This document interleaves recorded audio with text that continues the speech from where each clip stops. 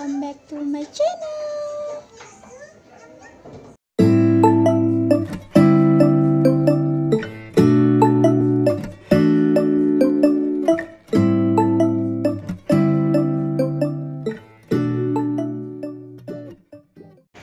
Balance Scorecard atau BSC.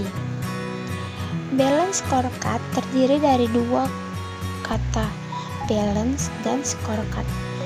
Kata balance atau berimbang berarti adanya keseimbangan di antara 4 perspektif dalam BSC yang mencakup perspektif keuangan atau finansial, perspektif pelanggan atau customer, perspektif proses bisnis internal atau internal business process, pembelajaran dan pertumbuhan atau learning and growth. Alex Miller 1998. Kata scorecard adalah kartu yang digunakan untuk mencatat skor performance organisasi dan juga untuk merencanakan skor yang hendak diwujudkan di masa depan.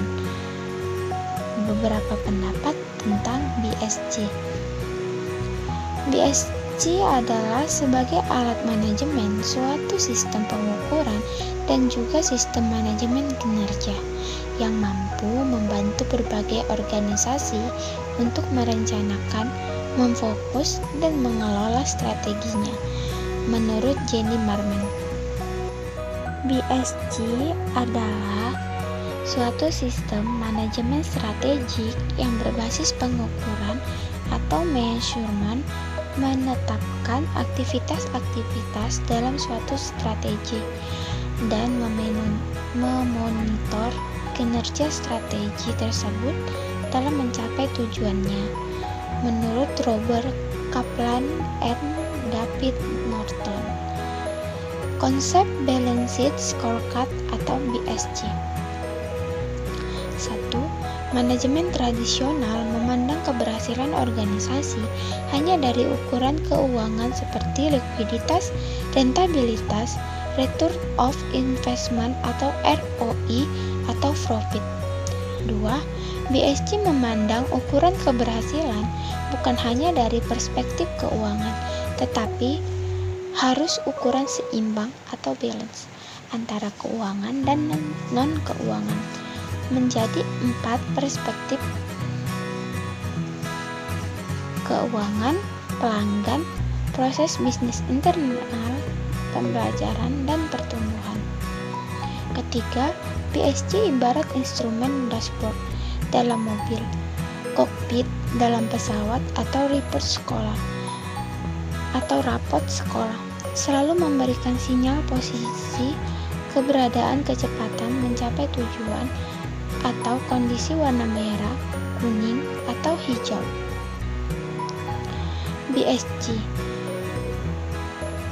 konsep manajemen yang membantu menerapkan strategi ke dalam tindakan. BSC dikembangkan di awal 1990-an oleh Robert Kaplan dan David Norton sebagai upaya untuk memantau pencapaian tujuan organisasi tidak hanya dari perspektif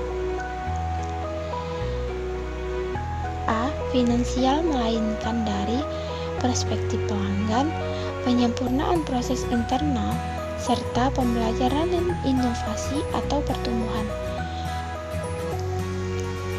Manfaat BSC dalam pengukuran kinerja. 1.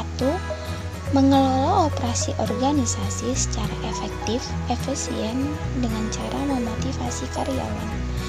2. Membantu pengambilan keputusan dalam hal promosi, pemberhentian, mutasi, dan lain-lain. 3. Mengidentifikasi pengembangan dan kebutuhan diklat karyawan. 4. Menyediakan umpan balik bagi karyawan mengenai bagaimana atasan menilai kinerja mereka. 5. Menjadi dasar bagi pemberian reward ataupun punishment. Balance Scorecard. Nah, kalian bisa lihat langsung pada gambar yang ada. Setiap perspektif memiliki 4 komponen penting. 1. Tujuan atau objektif. 2. Ukuran atau indikator atau measure. 3. Target. 4. Inisiatif atau langkah upaya atau inisiatif. Keempat komponen utama ini diterjemahkan dan diarahkan oleh vision dan strategi.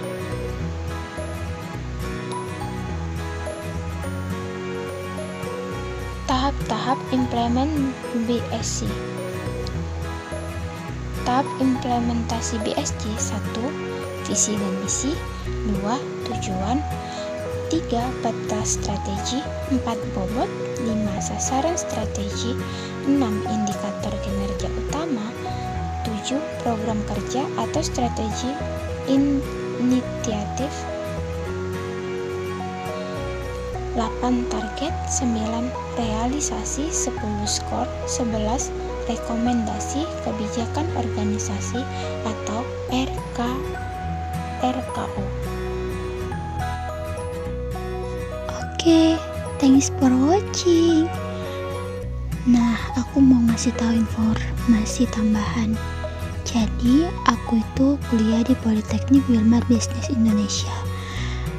Nah, buat adik-adik yang belum tahu dan masih bingung mau kuliah di mana, yuk kuliah di Politeknik Wilmar Bisnis Indonesia.